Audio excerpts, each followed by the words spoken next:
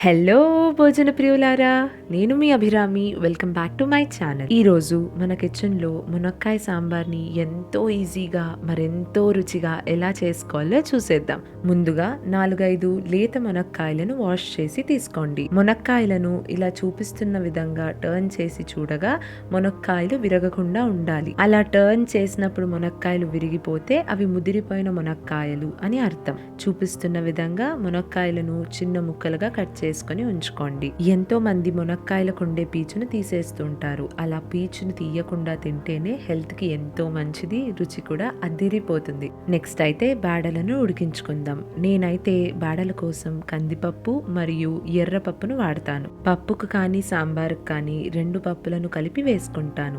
ఇలా 3/4 కప్ కందిపప్పు, 1/4 కప్ ఎర్రపప్పును వేసుకొని ఒక 2 టైమ్స్ వాష్ చేసుకొని 1 కప్పు బేడలకు 3 గ్లాసుల నీళ్లు వేసుకొని మూత పెట్టుకొని 3 to 4 విజిల్స్ వచ్చేంత వరకు ఉడికించుకోవాలి. బేడలను లో టు మీడియం ఫ్లేమ్ లో ఉడికించుకోవాలి. ఇప్పుడు కట్ చేసి ఉంచుకున్న మునక్కాయలను ఒక చిన్న కడాయిలోకి వేసుకొని కొద్దిగా వాటర్ యాడ్ చేసుకొని స్టవ్ మీద పెట్టుకొని ఉడికించుకోండి. మునక్కాయలు మునిగేంత వాటర్ యాడ్ చేసుకుంటే సరిపోతుంది. కాయలు ఉడికేటప్పుడు అందులో కొద్దిగా రాళ్ళుప్పు, ఓ చిటికెడంత పసుపు, కొద్దిగా బెల్లం వేసుకుని ఉడికించుకోండి. మునక్కాయలు కొద్దిగా ఒగరుగా ఉంటాయి. ఆ ఒగరును బ్యాలెన్స్ చేయడానికి మనం బెల్లం వేసుకుంటే మునక్కాయ సాంబార్ టేస్ట్ సూపర్గా ఉంటుంది. ఒక 20 to 25 మినిట్స్ తర్వాత మునక్కాయలు ఉడికాయా లేదా అని చెక్ చేసుకోండి. మీరు ఇక్కడ గమనించాల్సింది ఏంటంటే ఉడికిన మునక్కాయలు కలర్ మారుంటాయి. అలాగే ఇలా మనం టచ్ చేసి చూడంగానే ఈజీగా ఓపెన్ అయిపోతాయి. తర్వాత అందులో 2 టేబుల్ స్పూన్స్ ఆఫ్ సాంబార్ పొడి వేసుకోండి. సాంబార్ పొడి,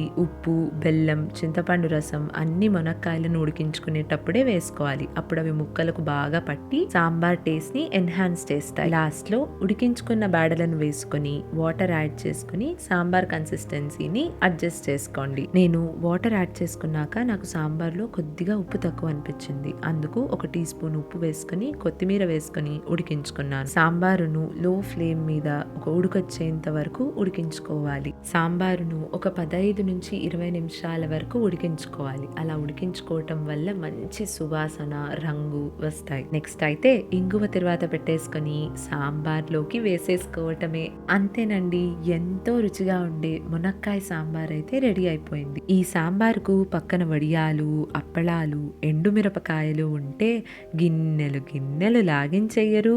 ఎప్పుడు సాంబార్ని ఒకే స్టైల్లో లేకుంటే ఒట్టి పులుసు, ఇంకో పులుసు అని చేసుకునే బదులు ఒక్కసారి మా రెసిపీని ట్రై చేసి చూడండి, మీకు తప్పకుండా నచ్చుతుంది. మరి ఇంకెన్నో వీడియోస్ కోసం, మంచి ముచ్చట్ల కోసం like, share, comment and subscribe చేసుకోండి. సరే, మరి అయితే ఇంకో వీడియోతో మళ్ళీ కలుద్దాం. ఇట్లు మీ అభిరామి.